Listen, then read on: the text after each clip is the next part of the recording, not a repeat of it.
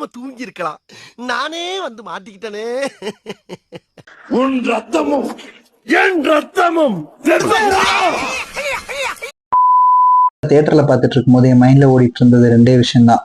ஒன்னு, சூர்யா மாதிரியான இப்படி ஒரு ஹைலி பொட்டன்ஷியல் ஆக்டரை வேஸ்ட் பண்றானுங்களேங்கிறது. இன்னொன்னு, 300 கோடி ரூபாய் பட்ஜெட் வீணா போயிட்டு இருக்குதுங்கிறது.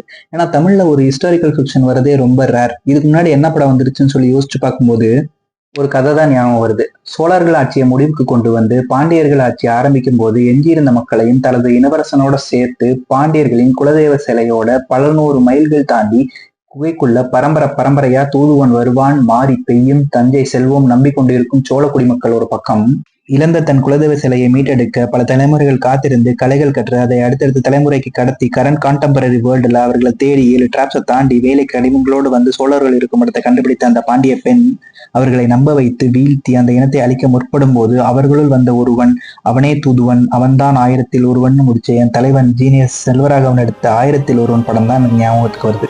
வெல்கம் டு அத்திந்தோம். இது செல்வராகவன் ஸ்பெஷல். செல்வராகவன் இந்த டைரக்டர் தமிழ்ல எடுத்ததே மொத்தமே 10 படம் தான். அதை நம்ம அப்படியே கேட்டகரியா ஸ்பிளிட் பண்ணோம்னா new age movies, cult classic, not as expected அப்படின்னு நம்மளா ஒரு 3 கேட்டகரி ஸ்பிளிட் பண்ணலாம்.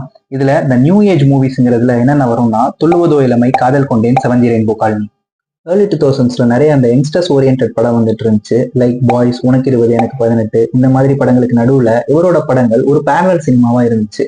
ஏன்னா ஹீரோனாலே ஒரு டான்ஸ் வேணுமா டான்ஸ் இருக்கு, ஃபைட் வேணுமா ஃபைட் இருக்குன்னு இல்லாம ஒரு இம்பர்ஃபெக்டா, நாட் சோ லுக்கிங் குட்டா, அன்எம்ப்ளாய்டான்னு சொல்லி ஒரு வியர்டான ஒரு கேரக்டரை ஒரு ப்ரொட்டகனிஸ்டா நிறுத்தி அந்த கேரக்டரை சுத்தி ஒரு வேர்ல்ட் பில்ட் பண்ணி படம் எடுப்பாரு. இன்டென்ஸான சீக்வன்ஸ், இன்ட்ரீகான எமோஷன்ஸ், வியர்டான பிஹேவியர், அதை சுத்தி நடக்கிற ஒரு சீக்வன்சஸ் சொல்லி அன்கம்ஃபர்டபுள் நினைக்கிறோமோ, எதெல்லாம் நம்ம வெளியில சொல்ல தயங்குறோமோ அந்த மாதிரியான ஒரு சுச்சுவேஷனை பில்ட் பண்ணி இந்த படங்கள்லாம் இருக்கும் உள்ள.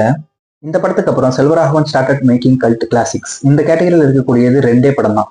புதுப்பேட்டை, 1001. இதுல புதுப்பேட்டை பத்தி பர்டிகுலரா பேசணும்னு சொன்னா ஒரு கேங்ஸ்டர் வேர்ல்ட பில்ட் பண்ணி அதுல ஆல்ரெடி நான் சொன்ன மாதிரியான ஒரு சிங்கிள் கேரக்டரை எடுத்து டிராவல் பண்ண விட்டு பார்ப்பாரு. புதுப்பேட்டைக்கு அப்புறம் செல்வராகவன் கிரியேட்டட் 1001. இந்த 1001 படத்தை பத்தி பேச ஆரம்பிச்சோம்னா எவ்வளவு நேரம் வேணாலும் பேசிட்டே இருக்கலாம். ஸோ அதுக்கு பதிலா இந்த படத்தை பாருங்க. இதுக்கு முன்னாடி நீங்க இந்த படத்தை பார்த்ததே இல்லைன்னா ஒரு 3 மணி நேரம் இந்த படத்துல இன்வெஸ்ட் பண்றதுல எந்த தப்பு இல்லை. அண்ட் ஆல்ரெடி இந்த படத்தை பார்த்துட்டேன் அப்படின்னு சொன்னா இன்னொருக்க பாருங்க, அதனாலேயும் ஒன்றும் தப்பு இல்லை. ஆனா இந்த படத்தை நம்ம ஓட வச்சிருந்தோம்னு சொன்னா இன்னைக்கு கங்குவா மாதிரியான ஒரு திராபை, ஒரு குப்பையெல்லாம் நமக்கு வந்திருக்கிறாரு. கடைசி கேட்டகரி நாட் ஆஸ் எக்ஸ்பெக்டட். உண்மையை சொல்ல போனோம்னா 1001 பார்த்துட்டு அவர் மேல இருந்த அவ்வளோ பெரிய மரியாதை எல்லாம் அடுத்தடுத்து சரியா இருந்துச்சு இந்த படங்கள்ல தான். என்னமோ தெரில, ஒரு 2ஆம் உலகம், NGK, நெஞ்சம் மறப்பதில்லை, நானே வருவேன் சொல்லி அடுத்தடுத்த படங்கள் அவ்வளோ பெரிய இம்பாக்ட், பழைய அந்த செல்வாவோட இம்பாக்டை கிரியேட் பண்ணலையோ அப்படின்னு தான் எனக்கு தோணுச்சு. இதோட இந்த லிஸ்ட் முடியுது. என்னடா ஒரு படத்தை மிஸ் பண்ணிட்டேனே அப்படின்னு யாராவது கண்டுபிடிச்சிங்கன்னா சூப்பர். ஏன்னா இந்த கேட்டகரியில எதுலையுமே ஃபிட் ஆகாம வெளியில ஒரு படம் இருக்குது. அதுதான் மை ஆல் டைம் ஃபேவரட் மயக்கம் என்ன.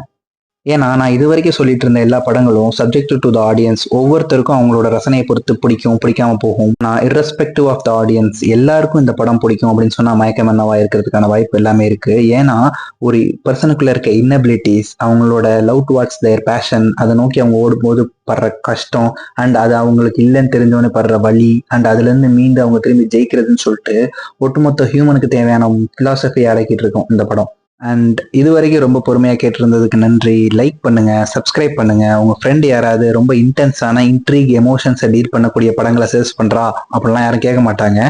பட் இருந்தாலும் இந்த வீடியோ அவங்களுக்கு சும்மா சஜஸ்ட் பண்ணி விடுங்க, ஷேர் பண்ணுங்க. தேங்க்யூ ஃபார் வாட்சிங்.